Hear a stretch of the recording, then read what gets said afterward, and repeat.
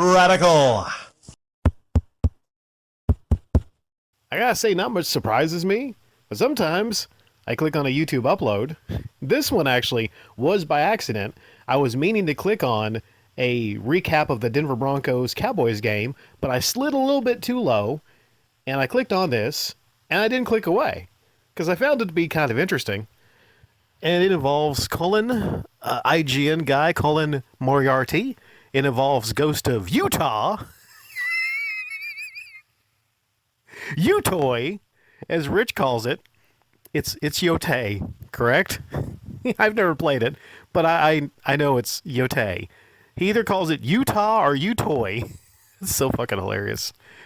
So it involves those things, and this upload of his involves Smash JT. He first starts talking about the history of him and Smash JT, and basically runs down what Smash JT kind of is. In his title, he calls him an anti-woke gaming fraud. Damn, that's kind of wow. Say what you really feel there, Rich. Calls him an anti-woke gaming fraud, and he talks about how he was exposed by Colin. And then he shows a video about Colin exposing Smash, which was pretty bad. It was pretty bad. If you look it up, it's yeah. So Smash is basically called out by Colin and Rich for being what's called a grifter, a YouTube grifter. And then Colin basically calls out Smash by saying he notices a trend with a lot of these YouTubers like Smash is they will keep hammering and hammering upon something for, the algorithms, for clicks, for views, and there won't be a whole lot of substance behind what they're doing. It's almost like just one after the other, and there's not a whole lot of their substance. Colin says he doesn't talk about the game a whole lot. It's more about the things in the side, and he calls him out for clickbait. To which Smash JT says, well, it's not clickbait because I'm technically talking about it, but you all know what clickbait is, all right? You all know what clickbait is. And one thing you can be as sure of, if you say clickbait, like there's Scotty Kilmer, who is an older mechanic YouTuber. He is the worst clickbaiter, I think, on YouTube because his titles don't even really mesh with what he's talking about a lot of the times. But as far as like the worst clickbaiter, there's a lot of them. I think Smash JT is one of the worst clickbaiters in the sense of very desperate for attention thumbnails, desperation for attention, and relevancy. Feel how you want to feel about Smash. A lot of people like Smash JT. All of you must admit, this dude is one of the biggest when it comes to trying to get attention on YouTube. Desperate for attention, desperate for relevancy. And there was a damning clip that Rich actually played. And believe me, don't think I can't criticize Rich for a lot of the same things. Not exactly some of the same things, but when it comes to grifting, I think Rich has probably grifted before in his life too. He plays a damning clip back from 2019. A lot of you might remember this, where Smash, in his frustration, talking about how his channel's not growing as much as he wants it to, talks about how when I uploaded things that I wanted to talk about, no one cared. No one cared. So he admits right there that he basically switched up the entire channel to get views, to get attention. That is essentially what Smash's goal is, to get attention. And I think it's kind of sad because it's not like the guy is trying to get attention to get his channel bigger because he wants to, I guess, make tons of money on YouTube. I don't know if that's the goal as much as he just is wanting to get attention. Rich also talks about how he fell in with Tommy Tallarico and the Amico, and he proudly put down $10,000 of his own money towards Tallarico and the Amico, the Telemico, and that's still funny. It really is to this day, even like 5 years later. That's still fucking hilarious. Like, who would put $10,000 down for Tommy Tallarico and the Amico? Who? Smash JT would. So he mentions that. And I gotta say, I have to agree with a lot of what Rich says.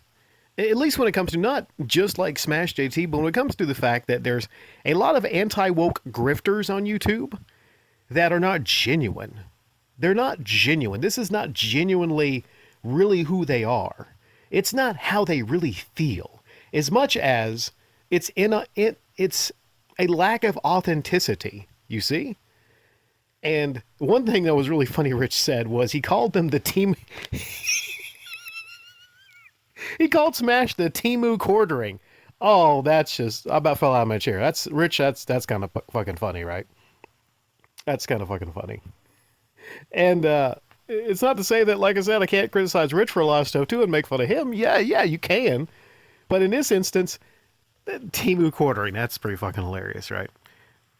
Well, like the quartering, that's an issue. The problem with YouTube is not so much people even have a lot of uploads about something or if they feel that way, but it's just so inauthentic with Smash. You just kind of think that he's going to go in whatever fucking direction it takes to get more relevancy, to get more notoriety.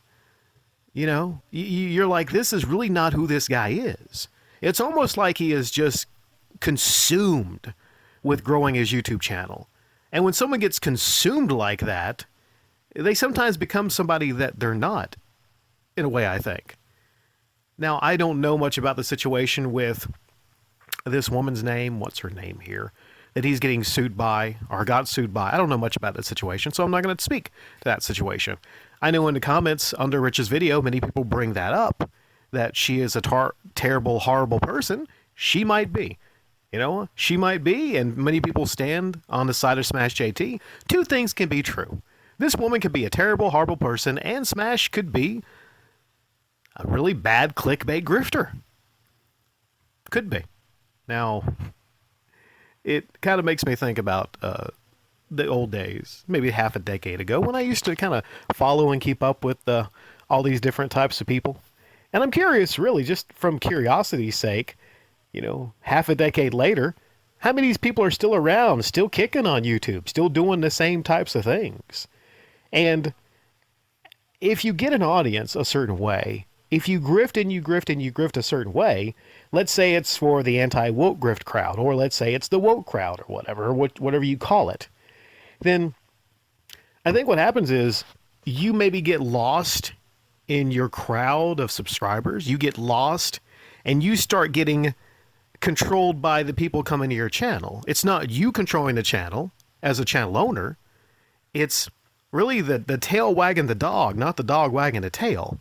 And well, maybe that's not the best analogy, because it's true that traffic and subscribers will keep a channel going. So I don't mean to say that, like a lot of you listening, I don't mean to say that you're the tail of my dog, but you know what I mean. As a channel owner, you always want to be in complete control of the channel narrative, of what you want to do. If you're a commentator, you want to be true to yourself. I've been called a grifter before. I've been called a grifter, not as much as the anti-woke grifter or such and such or anything political, but I've been called a hate monger. I've been called a anti-ebeg grifter, I suppose. And the thing with it is, if you're passionate about something, if you feel a certain way, you're being true to yourself. Now, if I didn't care at all, if I never cared about people manipulating others on YouTube, you know, essentially conning people out of their money, you know, people having certain basement leaks, making you feel sympathy. If I never felt a certain way about that, I damn sure wouldn't talk about it. And the idea that people have of me is like, well, until the day you die, you'll be talking about certain things in certain situations. Nah. The way I am is, when I talk about something or I talk about someone, I get that off my chest. If there's nothing else really to add to it or talk about, then I rarely ever talk about it again. That's me being true and genuine to myself as a commentator. Now, if I was not being true and genuine to myself as a commentator, then I'd be talking about, in every single upload, I'd have 4 or 5 uploads a day talking about the same exact person every single day, with nothing new, nothing interesting, nothing funny, nothing to add, nothing creative. It would just be the same thing every single day without any deviation. It wouldn't be even me, my personal thoughts. It would be me basically trying to run just a machine. Making the pancakes, making the donuts, pressing them out, getting them out there to the people. And I think other than e-begging, other than certain things like AI, hopefully AI is not going to take over YouTube when you see like a lot of AI generated videos and shit. I think it's still a problem on YouTube is the lack of authenticity from the actual YouTube creators. Control your channel, do what you want to do, and if you don't get views, if you don't get likes, if you don't get interaction, well, fuck it. And fuck the people that don't appreciate what you're bringing to the table. Who knows, maybe Smash JT could be actually a super great creator. Maybe he has it in him. Okay, he's not the worst YouTube creator in the world. But the thing is, we'll never know. Because he is compromised by trying to do all this anti-woke stuff that very obviously isn't, I don't think, really who he is as a person. He just feels like he has to keep that up to keep the views and the subscribers coming. And I think that's pretty damn sad.